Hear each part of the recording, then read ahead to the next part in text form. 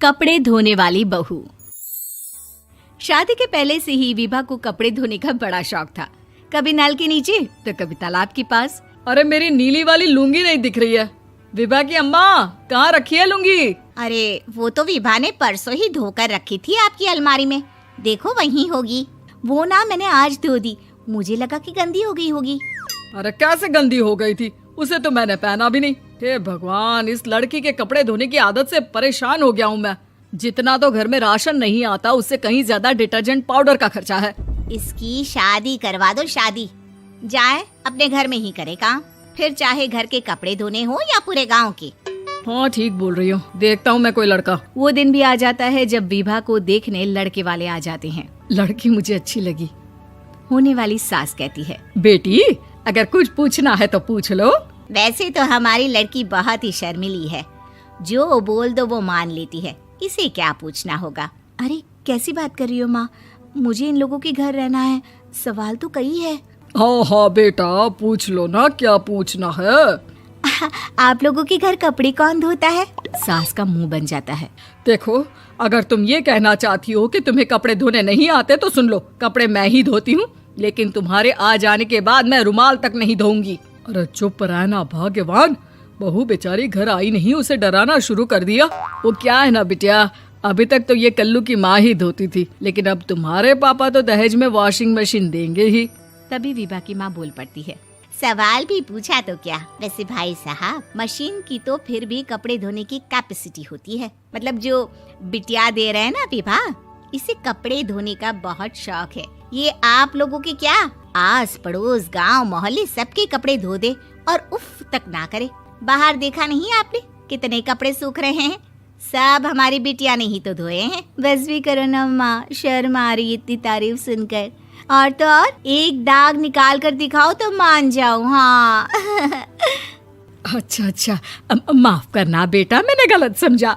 हमें तो रिश्ता बहुत पसंद है। और ऐसे जुड़ जाता है रिश्ता कपड़े धोने का शौक रखने वाली विभा का। उसकी शादी हो जाती है कोयला फैक्ट्री में काम करने वाले कल्लू के साथ। शादी के बाद अचानक विभा चिल्लाती हुई सास के पास आती है। सासू माँ, अरे सासू माँ कहाँ है आप?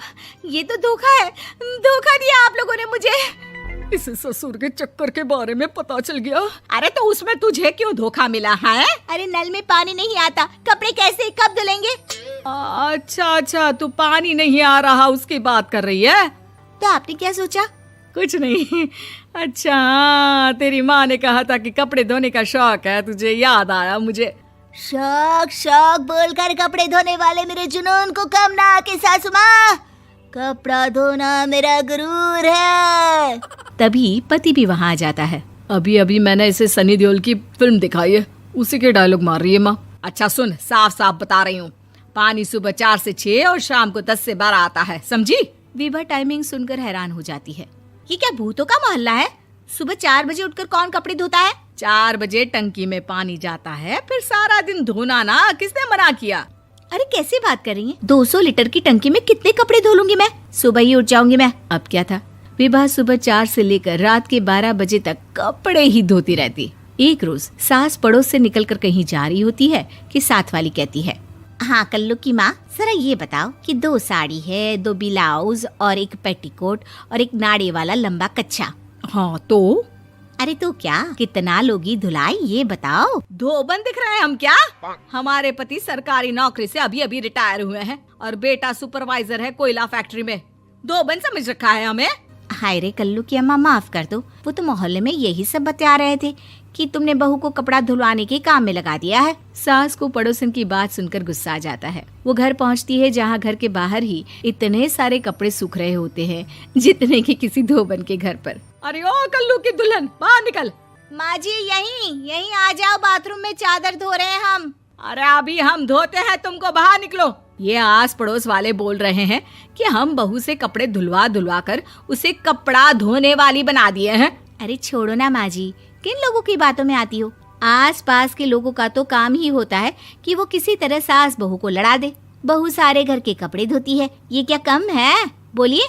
सास को भी लग जाता है कि वो बहू का ये सनकीपन नहीं छुड़वा सकती, इससे अच्छा है कि खुद ही चुप हो जाए। एक रोज सास और बहू मंदिर जाते हैं, जहाँ सास की साड़ी वहाँ खड़ी भीख मांगने वाली से मिलती है। माँ जी क्या बात है, आपकी साड़ी उस भिखारन से कितनी मिल रही है ना? हाँ हाँ देखो तो, दोनों की साड़ी मिल रही है। क्या बात है कल्लू की अम्मा, तुम खुद को तो अफसर की बीवी बताती हो और ऐसी सिंपल सी प्लेन साड़ी पहनकर घूमती हो। सिंपल और प्लेन नहीं है ये साड़ी। तो क्या सोने के धागे से फूल बने हैं? कुछ भी सासू माँ, कुछ भी। हाँ, बने थे इस साड़ी में सोने के धागे से फूल। मेरे पति लेकर आए थे मद्रास से स्पेशली मेरे लिए 10,000 की। ताहे भाई साहब इस भिखारन के लिए भी सेम टू सेम साड़ी लेकर आए होंगे 10,000 की। सास उस वक्त तो कुछ नहीं कहती, लेकिन बहू के साथ घर आती है और अलमारी से एल्बम निकाल कर लाती है। ये साड़ी देख रही है, ये वही साड़ी है जिसे मैंने अभी पहना था। इस साड़ी में ये जो चमकदार फूल दिख रहे हैं ना, ये सोने के धागों से काढ़े गए हैं। लेकिन तू लोकल वॉशिंग मशीन ब्रश से घिस घिस कर सारे फूलों को निकाल कर साड़ी प्लेन कर दी। मुझे माफ कर दीजिए सासू माँ। और तो और, जब मैंने तुझे तेरी गलती के लिए कुछ नहीं कहा, लेकिन तूने तो सबके सामने मेरा मजाक ही बना दिया। क्यों? बहू को समझ में आ जाता है कि अब से उसका कपड़े धोना बंद।